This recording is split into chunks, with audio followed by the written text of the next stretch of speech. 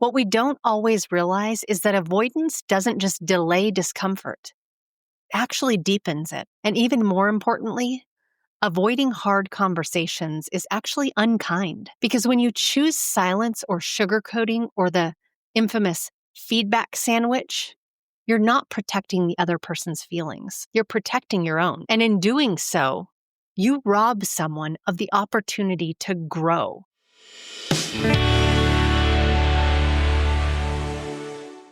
Welcome to Evoke Greatness, the podcast for bold leaders and big dreamers who refuse to settle. I'm your host, Sonnie. I started in Scrubs over 20 years ago, doing the gritty, unseen work, and climbed my way to CEO. Every rung of that ladder taught me something worth passing on.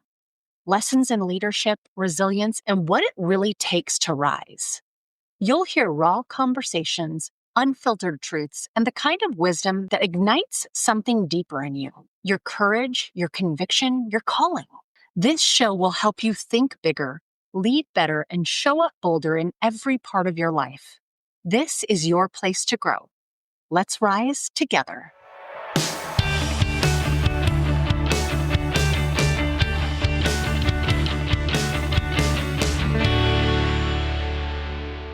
Welcome back to another episode of Evoke Greatness. Today, we're talking about that one leadership moment that makes your chest tighten. The hard conversation. The one you rehearse in your head 10 different ways.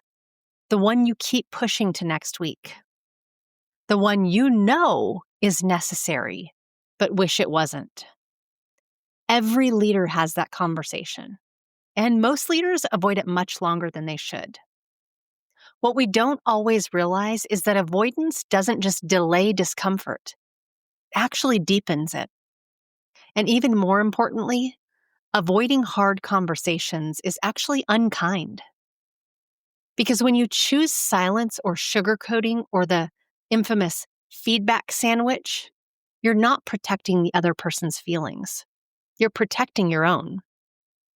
And in doing so, you rob someone of the opportunity to grow, to shift their behavior, and to rise into the next level of who they are capable of becoming.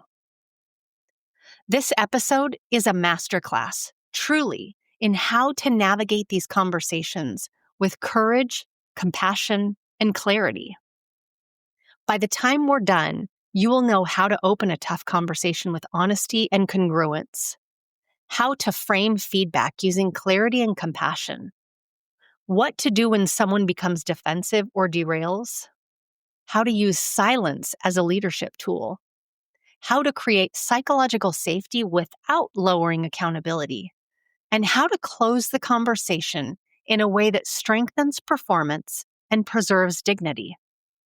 So if you want to lead at a high level, if you want to build teams rooted in trust, growth, and honesty, these skills are non-negotiable. So let's dive in. Part 1, why the feedback sandwich fails. Let's start by clearing the biggest misconception in leadership development.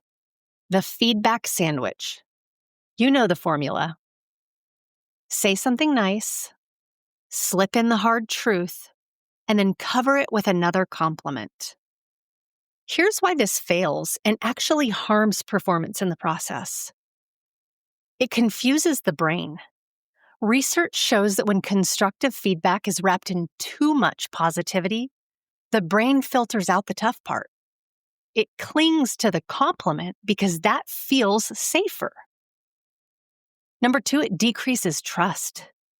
People eventually learn when you tell me something nice, something bad is coming. That erodes authenticity. It signals fear, not their fear, your fear. It communicates, I'm uncomfortable telling you the truth. Leaders cannot build trust by avoiding discomfort. And it puts your comfort over their growth. And that is unkind. Clarity is kindness. Ambiguity is cruelty. The goal is not to protect their feelings at the expense of their future. The goal is to elevate both.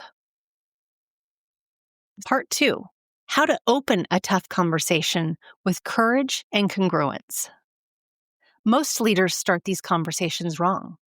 They begin with small talk. How was your weekend? How's the family? What's new? And then suddenly, bam, the tough feedback hits. This is incongruent and instantly spikes defensiveness. So here's how to do it right. First off, lead with a clear, direct opening. No warm-ups, no emotional bait and switch. Try, thanks for making time. I want to have a tough conversation because I care about you and your success here. Or, I want to be upfront. This conversation may feel uncomfortable, but my intention is to support you, not criticize you. This eliminates surprises. It builds trust, and it sets a foundation of respect. Then you create emotional safety. You can say, this isn't about who you are. It's about a pattern that I want us to work through together. This separates the person from the behavior. And then use the I've noticed framework. People lack full self-awareness. You're helping them see something they may genuinely not realize. So, for example, you could say, I've noticed deadlines have been missed 3 times this month, and it's creating delays for the team. Or, I've noticed tension in team meetings, and it's affecting collaboration. Specific, neutral, and behavior-based feedback. Explain why this matters. People change when they understand impact. You could tell them this affects trust. This affects patient care. This affects team energy, or this affects your leadership presence. Clarity creates ownership. Part 3, what to do when they get defensive. Here's the part leaders dread, the defensiveness. But let me normalize something for you. Defensiveness is not disrespect. It's protection. People protect themselves when they feel exposed or afraid. Your job is to calmly guide the conversation back to purpose. Here are common derailments and how to respond to them. The first one is blame. Well, that's because someone else didn't do their part. How do you rein it back in? How do you redirect it? You could respond with, I understand there are multiple factors, and today I want to focus on what you can control. Derailment number 2, minimizing. It was just one time. Nope, rein them back in. Let's look at the pattern here, not the isolated moment. Derailment number 3, emotional defensiveness. I feel like you're attacking me. Pause that. I hear that, and that's not my intent. I'm bringing this to you because I believe in your ability to rise to a higher level. Shut that down. Derailment number 4, changing the subject. Well, what about when so-and-so did fill in the blank? You can redirect them by saying, we can talk about that separately. Right now, let's stay focused on what we're addressing today. And derailment number 5, turning it back around on you. You never told me this before. Pull them back in, fair point. And now that we're here, let's talk about how to move forward. Redirecting isn't harsh. It doesn't have to be. It's leadership. Part 4, the powerful pause. This is a leader's secret weapon. Silence is one of the most underused tools in leadership. When you share something difficult, when you offer honest feedback, when you name a behavior that must change, do so and then stop talking. This is the powerful pause, and here is why it works. It gives their nervous system time to settle. It allows the brain to shift from emotion to logic. It creates space for reflection, and it signals that you're not afraid of discomfort.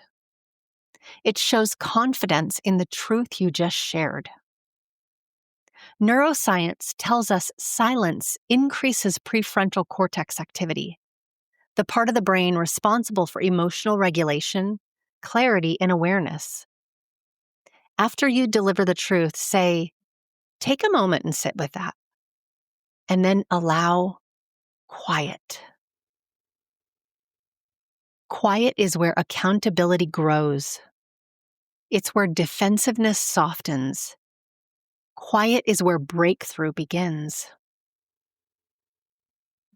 Part 5 is creating a psychologically safe space. Safety doesn't mean ease. Safety means respect. Here's how to create it in real time. You can reassure your intention. Look, I want you to win. I'm here to help you grow. Separate identity from behavior. This isn't who you are. This is something you're doing. Invite their perspective without losing direction. What are you seeing that I may not be aware of? This signals partnership. And then move to validate without excusing. I can understand that challenge, and we still need to address this behavior. Safety plus accountability equals the opportunity for transformation. Part 6, how do you close out conversation powerfully? A great close elevates, clarifies, and anchors accountability. So the first step is to reinforce belief. I'm having this conversation because I believe in your potential. Number 2 is to define the next steps explicitly. Here's what success looks like over the next 30 days. And then number 3 is offer support. What resources do you need to be successful? And last, number 4, establish check-ins. Let's regroup weekly to ensure progress and alignment. Clarity plus belief equals motivation. And clarity plus structure equals results.